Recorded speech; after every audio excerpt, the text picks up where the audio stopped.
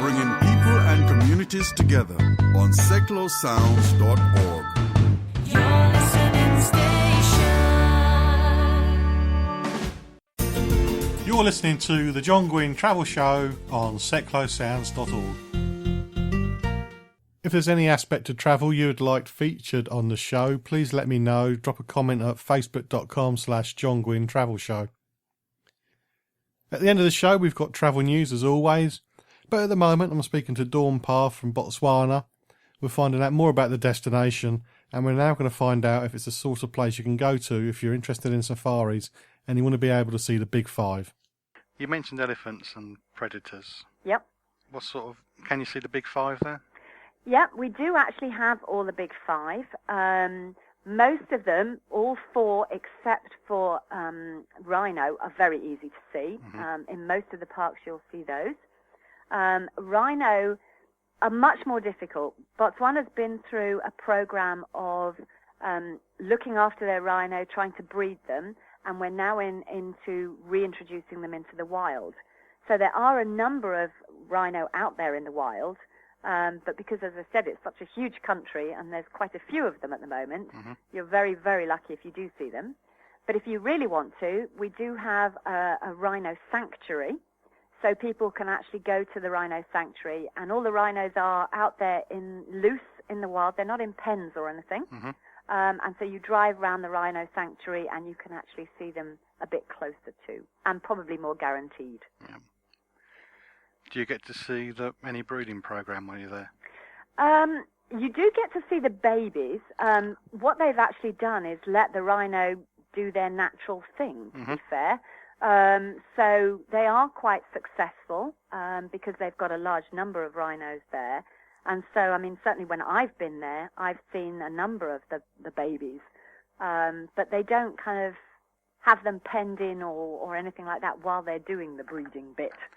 Okay, so you can't go up and cuddle a baby then? I think it's probably not a good idea. They have incredibly long horns. Yeah, my wife would be the sort of person who'd rush up towards one. She does like them. They're amazing and huge. I mean, it's actually quite surprising when you see one close up how big it really is. A bit the same as elephants. You never realise how big an elephant is until you see it close up. No, or until you see it go to the toilet, he says, lowering the tone. You said there wasn't much in Botswana because of the history, but are there any natural wonders to see? Apart from, I mean, they don't have any natural wonders like huge waterfalls or things like that. It's a very flat country. Mm-hmm. The one thing that there are actually two things I would say that people should really, really try and see. One is the Okavango Delta. It's now a UNESCO World Heritage Site. Yep. And it's a huge, huge area. The only place in the world where a river runs inland, which is a strange phenomena anyway. But it starts off as a big river and ends up in smaller and smaller rivers, streams, and then into marshland. And it's absolutely beautiful. The other thing, which is not a natural wonder in itself, but is somewhere called Tsadilo Hills, which is near to the Okavango Delta. And it's a series of hills which were, and still are, sacred to the Bushmen. And you can see lots and lots of rock paintings, so very ancient rock paintings that were done by, the ancient Bushmen years and years ago. And that's really quite impressive to see. Do they keep a close guard on how many people go wandering around there? They certainly do. You're only allowed to go on a walk around there with a guide. Mm-hmm. But that's actually really useful because some of the paintings are actually hidden under rocks and things like that. So if you were to go on your own, you probably wouldn't see them all anyway. And the guides are trained so that they can explain to you the differences between the types of paintings and what they actually depict. It's a bit of a strenuous walk, and particularly if it's really hot, it can get quite tough. But it really is very well worth seeing. City visits. Is there a city to visit? Yes, we have the capital city, which is probably the one that most tourists would want to see. Mm-hmm. It's called Gaborone, and is in the south of the country. It's a fairly new town, obviously, or new city, but has some amazing futuristic buildings, which they've built for the government buildings and hospitals and things like that. It's a pretty international in standards, so there are international type hotels. There's obviously cinemas and shops and casinos and all of those kind of things. And there's a really excellent museum there which discusses all the heritage of Botswana and has lots of artifacts from days gone by. I read there's somewhere called Francistown. Is there anything that people see there? Francistown is a much smaller town, and it's really an industrial town. So more people go there for business than anything else.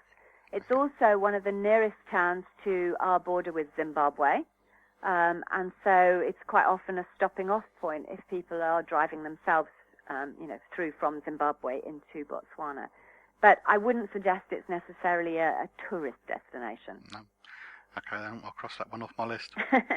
What's the minimum length of stay that you would recommend for someone? Goodness. The minimum length, I would say, is really 10 days. You need to see several of the different parks to get the difference between, say, the Okavango, the water park, and the Kalahari, which is completely desert, and also to go and see the salt pans. And as I said before, it's a big country, so you've got to allow time to travel between them. And so I would say 10 days is a real minimum. If you want to see pretty much everything, then I would suggest you need almost 3 weeks. That's a nice sort of length of time to go. Okay, 3 weeks. That's down on my list too. You mentioned about the restrictions of number of beds and people coming in to visit. Does that mean DIY travel isn't really possible and you're best off going for a travel agent or a tour operator? DIY travel is fine. I mentioned self-drive. I mean, people do self-drive around Botswana. All I would say on that is if it's your first visit, the roads, most of the main roads are great. You know, tarred roads, no problem at all. But through the parks, there are obviously no roads really at all. It's all sand or dirt roads. And if you're not used to driving on those, it can be quite challenging.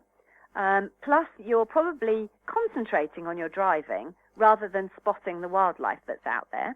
Yep. And if you haven't got a guide with you, then we don't see things as well as the guides do, I have to say. So you're likely to miss a lot.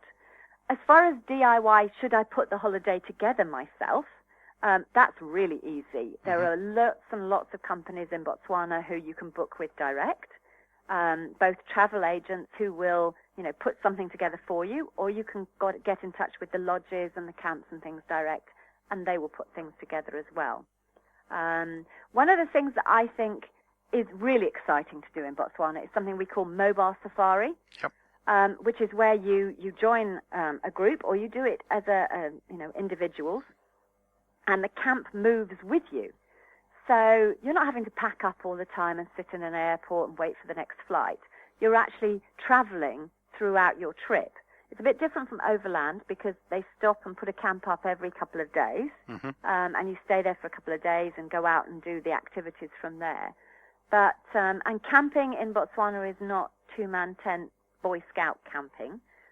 We have luxury tents with ensuite facilities and proper beds. So it really is the kind of height of luxury, but you're out there under canvas, at one with nature, which is really quite exciting. I imagine the night sky is pretty outstanding as well when you're there. In some of the places, the Central Kalahari and the Makharakari salt pans, the sky goes literally from horizon to horizon. It's just the best thing ever. I'm a big astronomer, and you can just lie out, in your camp bed, looking up at the stars, trying to work out what everything is. So it is amazing. Yeah, I do like that. Would have been great fun to see the shooting stars that we had in the UK recently down there, I think, if they'd have been there. But something like that would be really stunning. I was in Kenya and we saw a satellite go over and we were getting excited and the locals thought we were nuts because they see it all the time. I suppose we have so much light pollution here in the UK that anywhere like that, where it is absolutely pitch black, is just unbelievable. It's worth going just for that, I think. You mentioned the roads are tarmacked. Are they safe? Absolutely. Botswana is a really, really safe country. I'm more than happy to go there on my own and travel around on my own. I drive myself about all the time. So single travellers, ladies, couples, it's all incredibly safe. Obviously, you do have, and that's safe from people, I should say. Of course, you do have to be very careful about the wildlife. It is their land.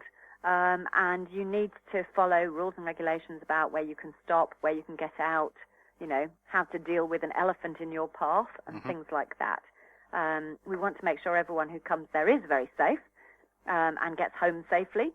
So you just have to watch out for the wildlife. Watch out for the wildlife. And finally, how can the listeners find out more?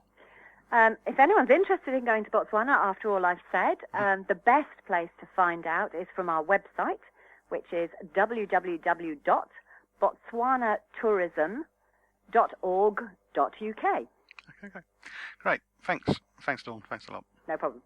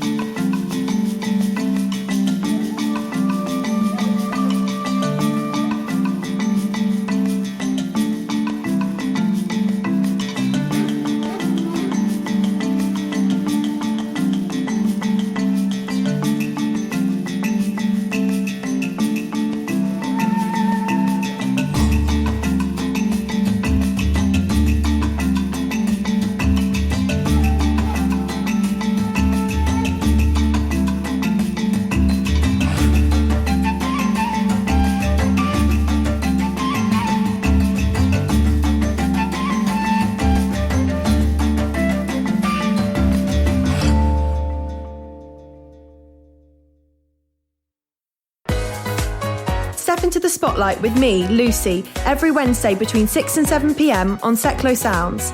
I'll have new music, the latest entertainment news, and interviews with local bands. If you're in a band, or if you have music that you think I should be playing, I'd love to hear from you. Email me, lucy@seclosounds.org, and join me every Wednesday from 6 till 7 for Spotlight on Seclo Sounds.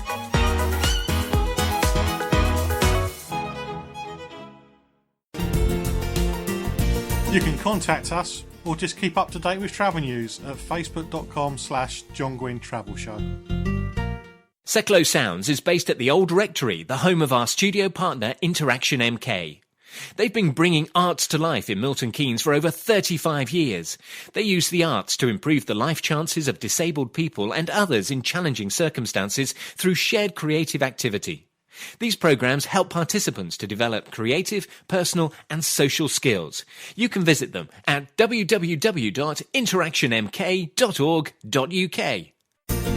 You're listening to the John Guinn Travel Show on seclosounds.org.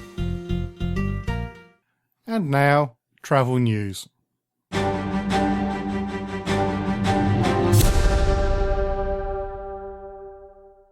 Gatwick and Heathrow are having a bit of a tiff, I guess you could say, over a campaign to support Heathrow Airport.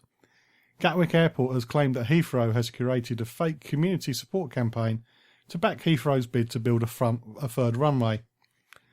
The claim says that Back Heathrow, and I'm quoting here, wears the mask of a community group.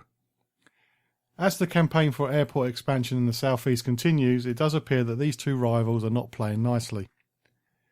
The Gatwick chairman, Sir Roy McNulty, wrote in an open letter to the Airports Commission chairman, Sir Howard Davies, Back Heathrow wears the mask of a community group when they are simply a campaign arm of Heathrow, set up and funded by the airport. Recent surveys of local opinion show that how they have been able to generate support essentially by scaremongering and, for example, setting up the entirely false choice between expansion and closure. Their current questionnaire, he continued, sent to 750,000 households, is similarly leading with a straight choice of a question on whether Heathrow should grow or become smaller, for example. Clearly, if Gatwick expands, Heathrow would remain the same size as it is today and will continue to thrive as part of a competitive network of London airports.